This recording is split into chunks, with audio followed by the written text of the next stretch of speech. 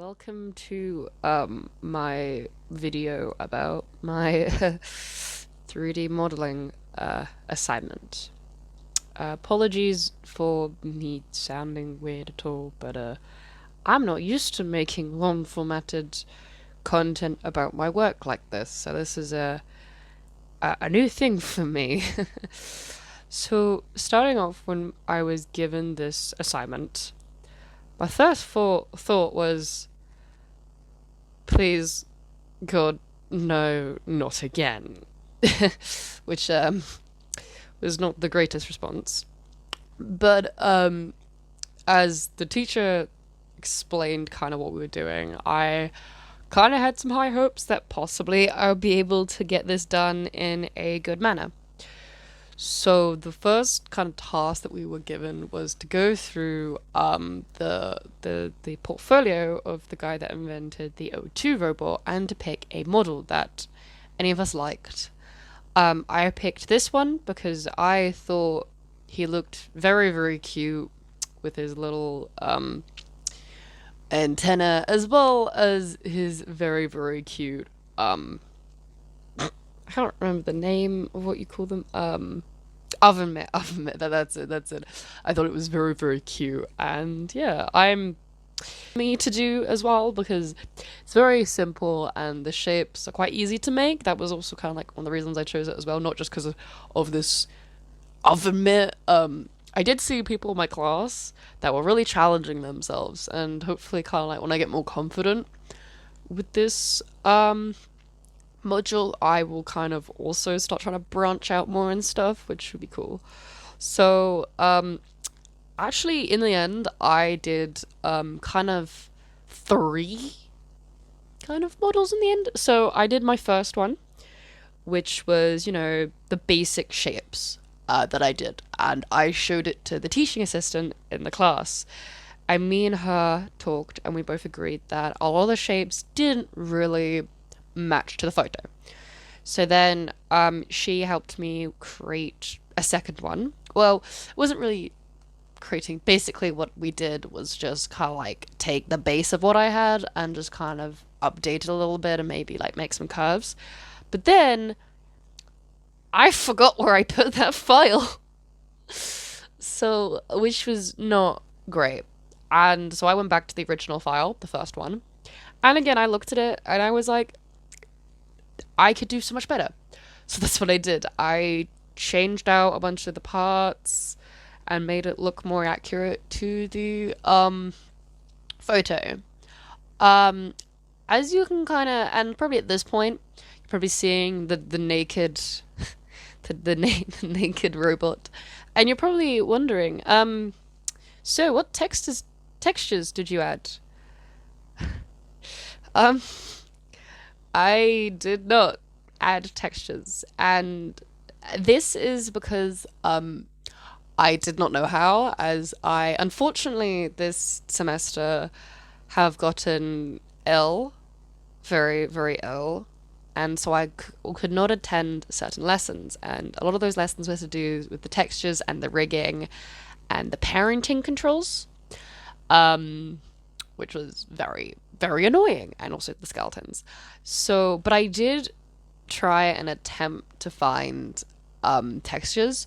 I went on Polyhaven, and but because I have used it previously when I was in college when I was doing 3D modeling, but I didn't know how to import it. I got to exporting it and downloading it, but I did not know how to import it into Maya.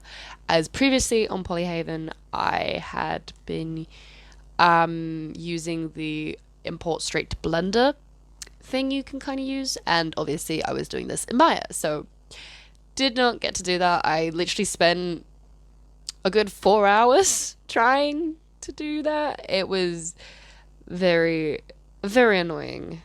So sadly, I was not able to do this. But I did kind of like, I just kind of decided, you know what, that's fine. I will just move on to the rigging. Which, if you remember me saying, I was not in the lesson for. So I was really, really, really struggling because all the rigging that I've done before, it was already pre-made into the models I had been using, and so I tried the rigging and it did not work. And but my teacher, very, very graciously enough, he did say that we didn't need to do rigging in the end, and that we could just for the final picture we could just pose the character, which I found very, very helpful. So instead of this, and obviously I was supposed to do an animation, so instead of that, I did a bunch of turnarounds and close up shots and just kind of showing different parts of the model instead of doing full fledged animation with rigging. And then obviously I had to go on and do the final part, which was putting my model into a photo.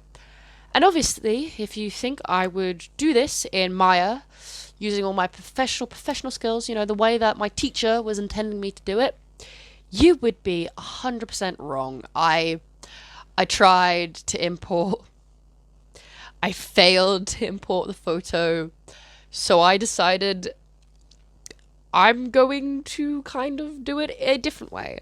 So what I did instead was I posed the model in a way that I liked. And then I put like the lighting and stuff where I thought it would go really well, and then I exported that with a black background, and then I got my photo, imported it into Adobe Photoshop, and then also imported the model, as you can kind of see.